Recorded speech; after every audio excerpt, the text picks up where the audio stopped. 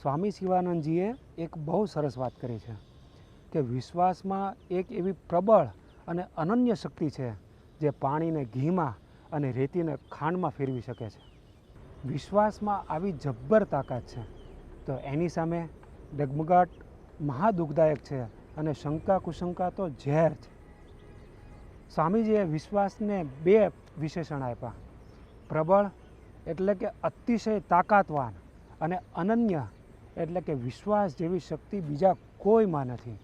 માટે ભગવાનનો જોરદાર વિશ્વાસ રાખો. મીરાબાઈને ભગવાનનો વિશ્વાસ હતો તો ઝેરનું પણ અમૃત થઈ ગયું. અરે મોટીબાને વિશ્વાસ હતો તો લાલજી કટોરો દૂધ પી ગયા. નરસિંહ મહેતાને પણ ભગવાનમાં અતૂટ વિશ્વાસ હતો તો ભગવાને એમની હુંડી સ્વીકારી. અરે ધના ભગતને પણ ભગવાનનો અતૂટ વિશ્વાસ હતો તો રેતી વાવી એના તુંબડા ઉગ્યા અને એમાંથી બાજરો મળ્યો. ભગવાનના વિશ્વાસ સમાન આ જગતમાં કોઈ વસ્તુ નથી. ભગવાનને વશ કરવાનું સહેલામાં સહેલું કોઈ સાધન હોય તો વિશ્વાસ છે. આની આપણને ખબર નથી. ભગવાન આપણી યોગ્યતા નથી જોતા, આપણામાં શું સામર્થ્ય છે એ નથી જોતા, અને આપણે કેટલો પ્રયત્ન કરીએ છીએ એ પણ નથી જોતા. ભગવાન એક જ વાત જોવે છે કે આને મારો વિશ્વાસ કેટલો છે. યોગ્યતા એટલે કે આપણા પુણ્ય કેટલા છે, આપણામાં ગુણો કેટલા છે એ પણ ભગવાન જોતા નથી. અને સામર્થ્ય એટલે કે આપણે પરમાત્માને હિત કેટલું કરીએ છીએ, ભગવાનની આજ્ઞા કેટલી પાળી શકીએ છીએ, સંસારનો વિષયનો ત્યાગ કેટલો કરી શકીએ છીએ, ભગવાન તે પણ નથી જોતા. અને આપણો પ્રયત્ન એટલે કે આપણે કેટલા વહેલા ઉઠી શકીએ છીએ, કેટલું ધ્યાન કરી શકીએ છીએ, કેટલી સેવા કરી શકીએ છીએ, અરે કેટલા વ્રત તપ વગેરે નિયમો પાળી શકીએ છીએ, એ પણ ભગવાન જોતા નથી. ભગવાન માત્ર ને માત્ર એ જ જોવે છે કે આને મારો વિશ્વાસ કેટલો છે. આપણાથી જ્યારે પરમાત્માનો વિશ્વાસ ના રહે, જ્યારે ડગમગી જઈએ, ચિંતામાં ડૂબીએ, ઉદાસ થઈ જઈએ, ત્યારે પરમાત્માને એમ થાય છે કે અરે રે રે રે રે, આણે આખી જિંદગી મારી કથા વાર્તા સાંભળી, શાસ્ત્રો વાંચ્યા વિચાર્યા, અરે મારા પરચા કેટલા આજ દિવસ સુધી સાંભળ્યા, અરે એના જીવનમાં મેં કેટલાય પરચા ચમત્કાર સર્જ્યા છે એ પણ ભૂલી ગયો, તોય મારો વિશ્વાસ નથી. જો એક મારો વિશ્વાસ લોઢા જેવો રાખે તો બીજું બધું જ હું પૂરું કરી દઈશ. શ્રીજી અને સંતનો જે રાખે છે વિશ્વાસ, દ્રઢ ભરોસાવાળાને કરે ને પ્રભુ નિરાશ. સમર્થનો વિશ્વાસ રાખો એ કાંઈ નાનો એવો ગુણ નથી, બહુ મોટું ડાપણ છે. અરે બહુ મોટું સામર્થ્ય છે. આપણે ભગવાનને અંતર્યામી જાણતા હોઈએ, સમર્થ જાણતા હોઈએ, તોય પણ જો થોડું ઘણું દુઃખ પડે, અરે થોડાક દિવસ તનની મનની કંઈક આર્થિક મુશ્કેલી સહન કરવાની થાય, અરે આપણું ધાર્યું કામ ન થાય એટલે તરત વિશ્વાસ ડગવા માંડે. અરે ત્યાં સુધી સંકલ્પ થઈ જાય કે ભગવાન હશે ખરા ને, અરે ભગવાન હશે તો ક્યાં ગયા હશે, અરે મારી મુશ્કેલી તો જાણતા હશે ને, કે નહીં જાણતા હોય. આવું બધું થઈ જાય. જેને ગમે એવી પરિસ્થિતિમાં પણ ભગવાનનો વજ્ર જેવો વિશ્વાસ રહેતો હોય એ ભક્ત કેટલો ભાગ્યશાળી હશે. એ ભાઈ હોય કે બહેન હોય, અરે યુવક હોય કે યુવતી હોય, એ કેટલા નસીબદાર હશે.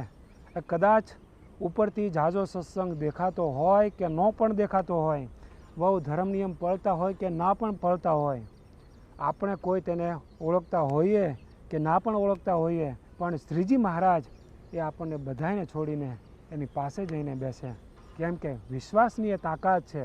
એટલે શ્રીજી મહારાજ કહે છે કે તેને મારો લોઢા જેવો વિશ્વાસ છે, એક મારો જ આધાર છે, માટે હું એના વિશ્વાસને તોડી નહીં શકું, એના કામ મારે કરવા પડશે. આપણે એક વાત ઘણી વખત સાંભળેલી છે.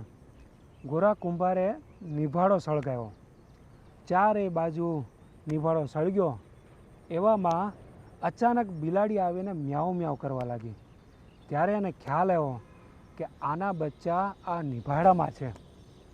પછી તો ગોરા કુંભારે ભગવાનની ખૂબ પ્રાર્થના કરી કે હે પ્રભુ, મને ખબર નહીં અને આ નિભાડામાં અરર આ બિલાડીના બચ્ચા એ સળગી જશે, ભડથું થઈ જશે.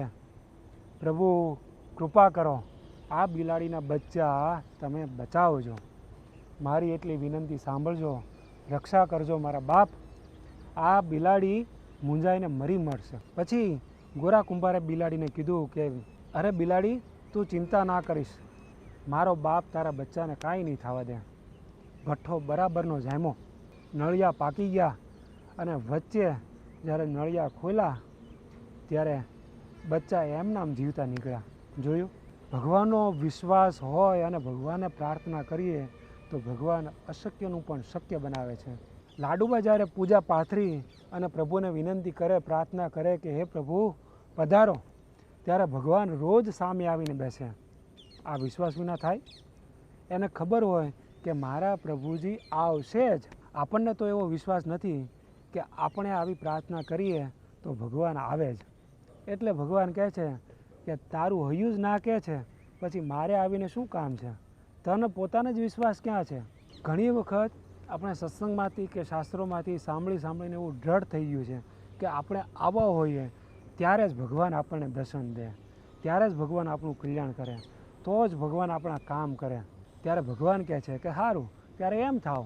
સ્વામી રામસુખદાસજી મહારાજ કહેતા કે ધ્રુવજીના મનમાં એમ હતું કે ખૂબ તપ કરીએ ત્યારે જ ભગવાન પ્રસન્ન થાય. એની બાએ પણ એમ જ શીખવાડ્યું હતું. એટલે એમણે 6 મહિના ખૂબ તપ કર્યું. એટલે ભગવાન કે તારો સંકલ્પ રાખીને જ મારે તને મળવું છે, બાકી તો હું તારી પાસે જ છું. મોટા ભાગના માનવીને નથી પોતાનો વિશ્વાસ કે નથી મોટાનો વિશ્વાસ કે નથી ભગવાનનો વિશ્વાસ. એટલે એનું જીવન સુખદાયક નથી હોતું. એ આનંદમય જિંદગી જીવી શકતો નથી. એની જિંદગી સતત ચિંતિત, અતિ ઉદ્વેગવાળી, અતિ કષ્ટવાળી હોય છે. જ્યારે વિશ્વાસીના પેટમાં તો દરિયા જેટલી શાંતિ હોય. એને હાઈ બીપી લો બીપી ન થાય, અરે હાર્ટ એટેક પણ ન આવે, ક્યારે અપચો ન થાય, કબજિયાત ન થાય, પાચન શક્તિ પણ ખૂબ સરસ હોય અને સતત ઉત્સાહ અને આનંદમાં જિંદગી જીવતો હોય. કારણ કે એ જિંદગી શંકા કુશંકામાં નથી જીવતો. એણે સમર્થના ખોળે માથું મૂકીને એ જીવન જીવે છે. એ વિશ્વાસથી અને ભરોસાથી જીવે છે. એ નાનો હોય ત્યારે મા બાપના વિશ્વાસે જીવો હોય કે મારા મા બાપ મારું સારું જ કરે. એ મોટો થયો, એને આત્મવિશ્વાસ આવ્યો કે હું કદી ખોટું ન જ કરું, હું ખાનદાન છું, મારાથી એ ના થાય, મારાથી આમ જ થાય, આમ જ રહેવાય, એવા વિશ્વાસથી જીવો છે. પછી એણે સત્સંગ કર્યો તો મોટા સંતમાં વિશ્વાસ મૂક્યો કે એ કહે એમ મારાથી થાય જ, ભગવાન મારી સાથે જ છે, અરે મારા બધા જ કામ કરે છે, મારું કલ્યાણ થાય જ. પછી એણે ગૃહસ્થાશ્રમ સ્વીકાર્યો તો એના પુત્ર પરિવાર, પત્ની વગેરેમાં એને પૂરો વિશ્વાસ રાખ્યો અને ખાનદાનીથી નિખાલસપણે જિંદગી જીવતો થયો.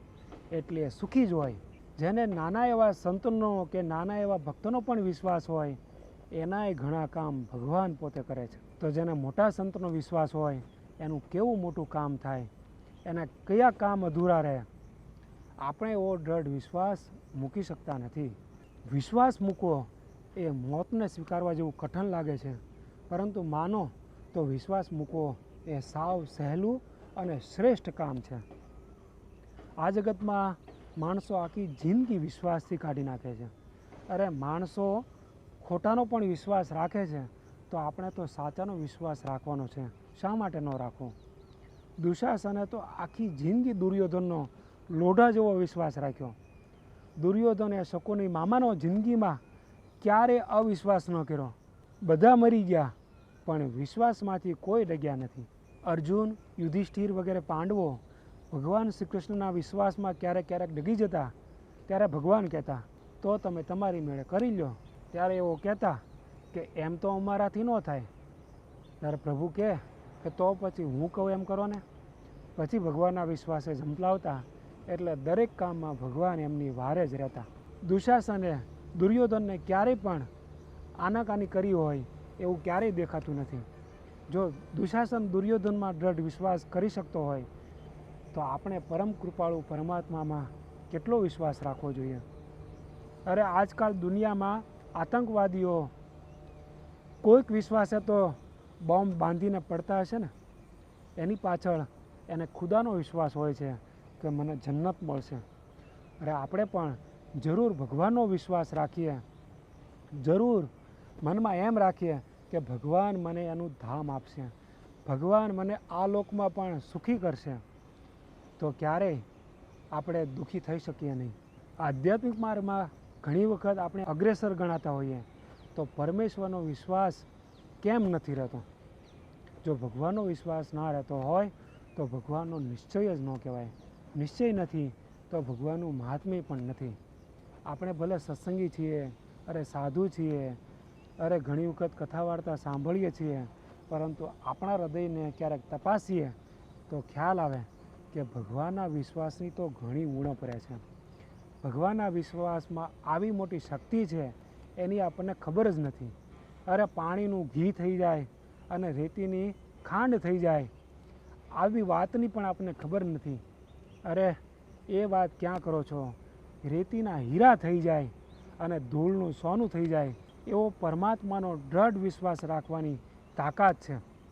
માટે આપણે પરમ કૃપાળુ પરમાત્મા ભગવાન સ્વામિનારાયણનો દૃઢ આશરો રાખીએ, વિશ્વાસ રાખીએ, એમનું ભજન કરીએ તો ગમે તેવી વિપરીત પરિસ્થિતિ હશે તો એમાં પણ ભગવાન અશક્યનું શક્ય પણ કરી દેશે. જય સ્વામિનારાયણ.